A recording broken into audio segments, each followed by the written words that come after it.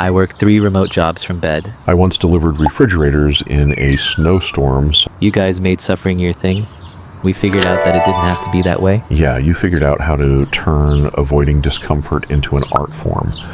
Your generation worked hard so mine wouldn't have to. Mission accomplished.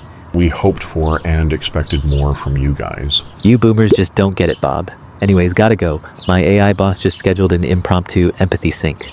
I miss when bosses just yelled and were emotionally distant. I figured it out. It doesn't have to be that way. You just don't get it, Frankie.